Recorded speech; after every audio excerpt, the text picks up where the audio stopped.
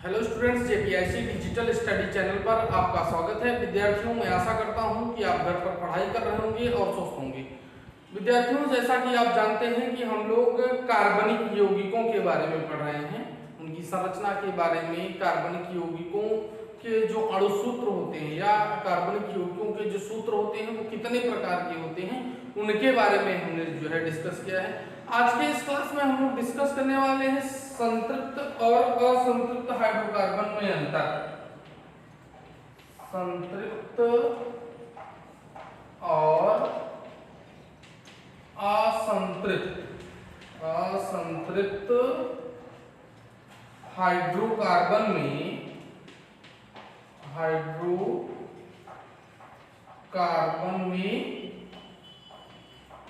अंतर। संतृप्त और असंतृप्त हाइड्रोकार्बन में अंतर। तो सबसे पहले हम देखते हैं संतृप्त हाइड्रोकार्बन। संतृप्त और इधर कर देते हैं असंतृप्त। दो प्रकार के हमारे हाइड्रोजन जो है हाइड्रोकार्बन पाए जाते हैं। इसमें क्या है कि इस प्रकार के हाइड्रोकार्बन में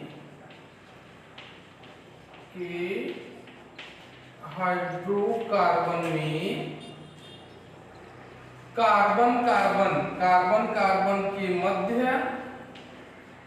मध्य केवल एकल आबंध पाया जाता है। एकल आबंध पाया जाता है। एकल आबंध पाया जाता है, जबकि असंतृप्त हाइड्रोकार्बन में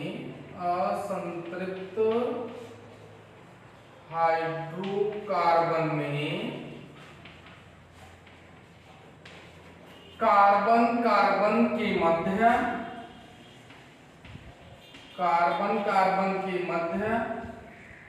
द्विक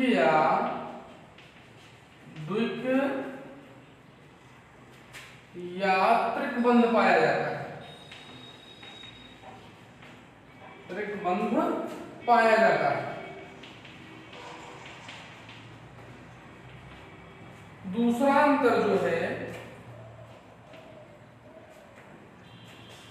संतृप्त हाइड्रोकार्बन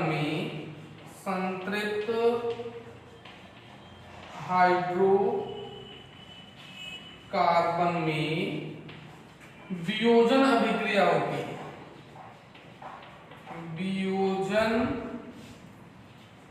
अभिक्रिया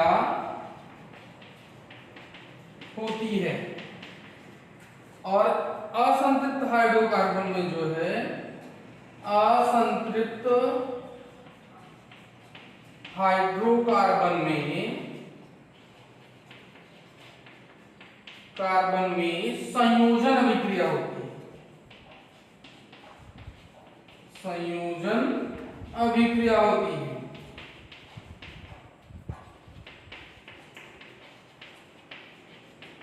संयोजन अभिक्रिया होती है। तीसरा है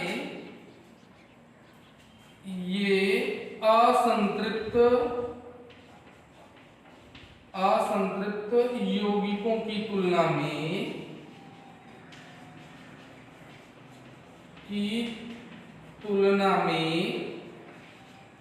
कम क्रियाशील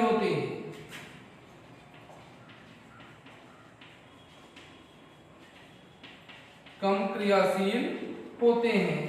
और असंतृप्त हाइड्रोकार्बन जो है ये संतृप्त यौगिकों की तुलना में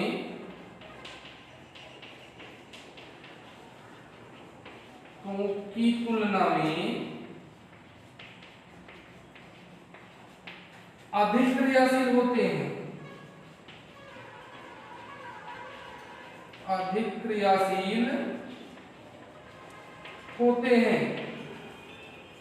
जैसे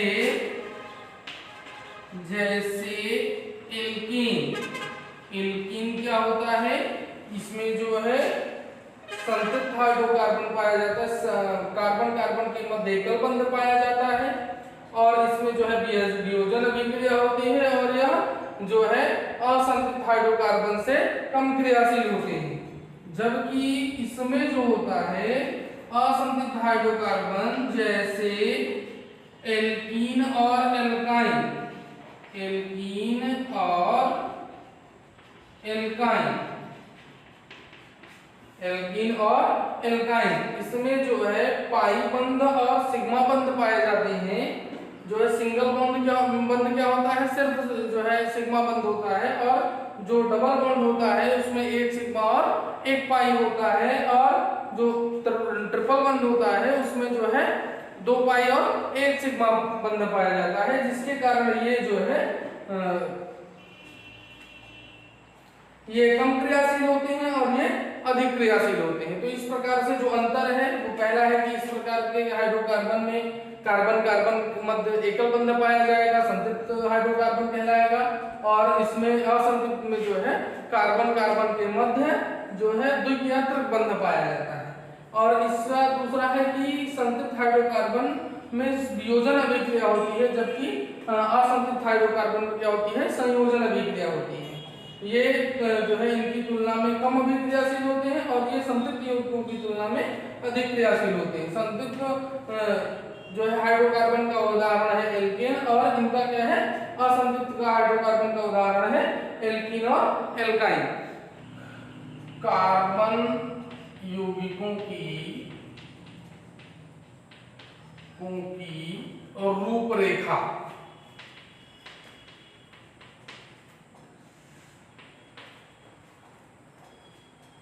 कार्बन यौगिक किस प्रकार से जो है जुड़ करके यौगिक बनाते हैं, उनकी रूपरेखा के बारे में अगर हम समझेंगे तो हम कह सकते हैं कि यह कार्बन कंकाल, कार्बन कंकाल जो होता है वो किस प्रकार से बनता है, इसके बारे में हम डिस्कस करते हैं। तो पहला है कार्बन क्या होता है, एक रेखीय श्रृंखला बनाता है।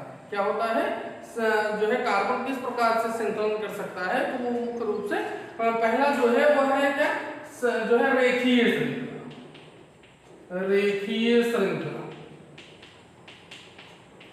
रेखीय श्रृंखला। इस प्रकार की श्रृंखला में कार्बन जो है, कार्बन एक दूसरे से सीधी रेखा में जुड़ा होता है,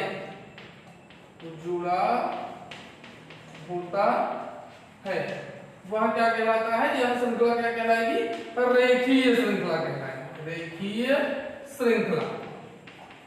यह श्रृंखला क्या कहलाती है, हमारी रेखीय श्रृंखला कहलाती है। जैसे कार्बन जो है जिसमें इस प्रकार से जुड़ा होगा वह हमारा क्या कहलाएगा, रेखीय श्रृंखला कहलाएगी, मतलब सीधी रेखा में जिसमें जो है कार्बन जुड़ा होगा वह कार्बन की रेखीय श्रृंखला कहलाती है।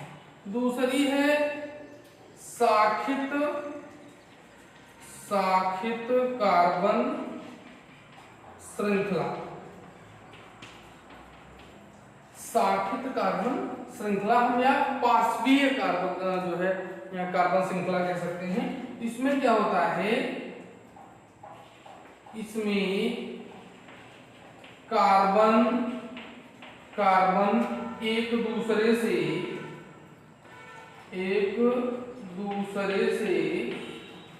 सीधी रेखा के अलावा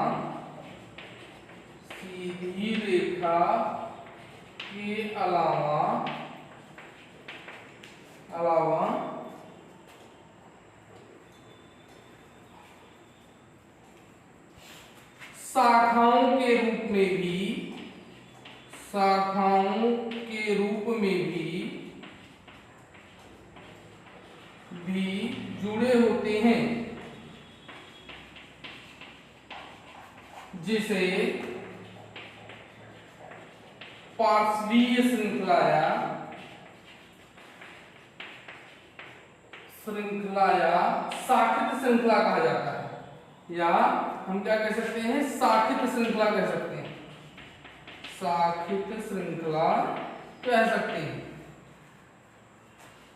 इस प्रकार से जब कार्बन जो है जुड़ेगा तो वह क्या कहलाएगा, वह श्रृंखला क्या कहलाएगी, शाखित श्रृंखला कहलाएगी। इसमें कार्बन ये सीधी रेखा में जुड़ा हुआ है और जो ये कार्बन है इसी एक कार्बन से जो है दो कार्बन जुड़ गए हैं, तो ये दो शाखाओं में जो है विभक्त हो गया है, इसलिए जो है इसका क्या क्या कहलाता है, शाखित श्रृंखला कहलाता है। और तीसरा हमारा है बंद कार्बन श्रृंखला।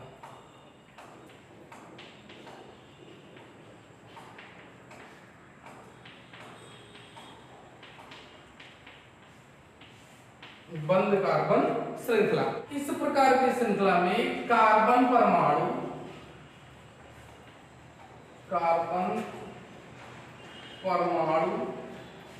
एक दूसरे से जुड़कर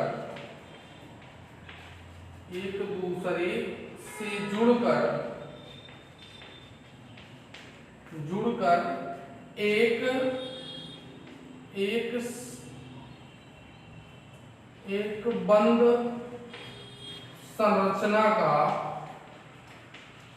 का निर्माण करते हैं, एक बंद संरचना का निर्माण करते हैं जिसे बंद कार्बन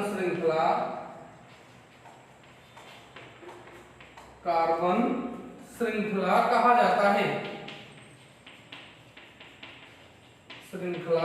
जाता है। ये जो है इससे इस प्रकार के जो श्रृंखला बनती है, इसमें कार्बन परमाणु एक दूसरे से जुड़ करके एक बंद संरचना बनाते हैं, जिसे हम क्या कहते हैं, बंद कार्बन श्रृंखला कहते हैं। जैसे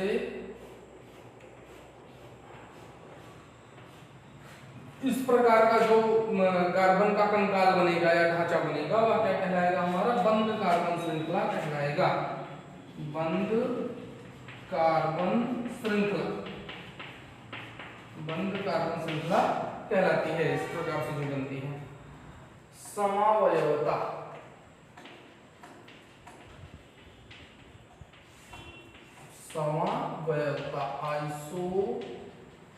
आइसोमेरिज्म क्या कहलाता है, आइसोमेरिज्म क्या होता है, इसके बारे में जब किन्हीं दो यौगिकों के अणुसूत्र समान परंतु संरचनाएं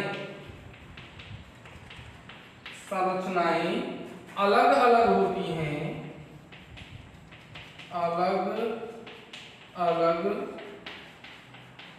हैं, तो इस प्रकार के यौगिक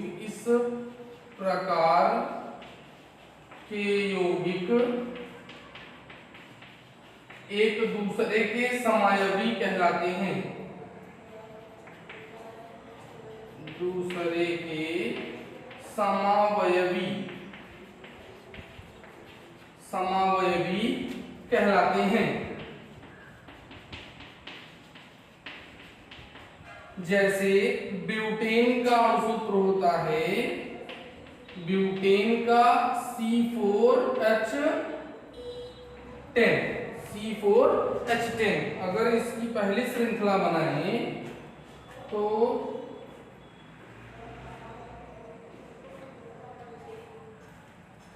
कार्बन 4 है, यहाँ पर प्रत्येक कार्बन पर क्या है, एक हाइड्रोजन जुड़ा हुआ है। CH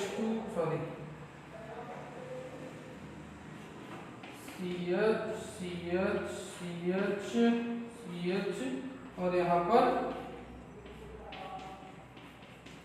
तो इस प्रकार से जो है ये एक संरचना ये हो गई। और दूसरी संरचना जो है, दूसरी संरचना ब्यूटेन की, तो एक कार्बन से जो है 3 हाइड्रोजन, दूसरे कार्बन से 1 हाइड्रोजन, और ये तीसरा जो कार्बन होगा यहाँ से 3 हाइड्रोजन और यहाँ से भी क्या हो जाएंगे।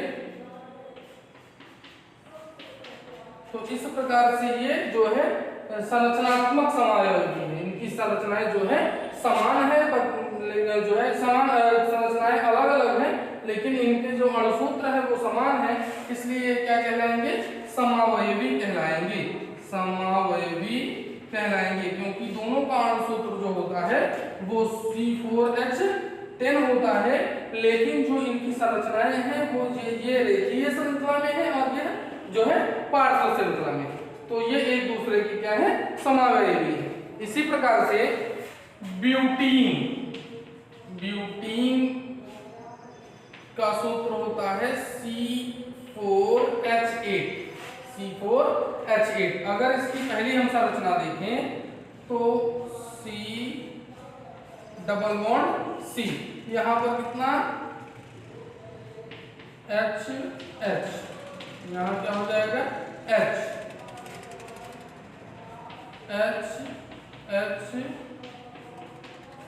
ये एक प्रकार की ये संरचना जो है ये ब्यूटीन की बन गई, जिसमें 3 2 5 3 8 जो है हाइड्रोजन जुड़े होंगे। अगर दूसरी संरचना बनाए तो C double bond C single bond C, यहाँ पर जो है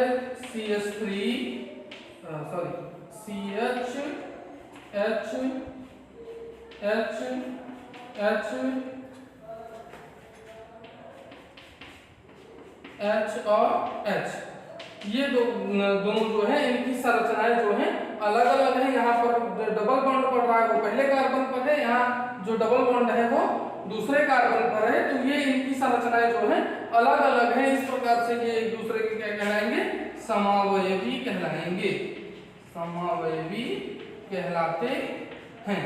विद्यार्थियों, आज के क्लास में बस इतना ही, मिलते हैं नेक्स्ट क्लास में, तब तक आप लोग घर पर रहिए सुरक्षित।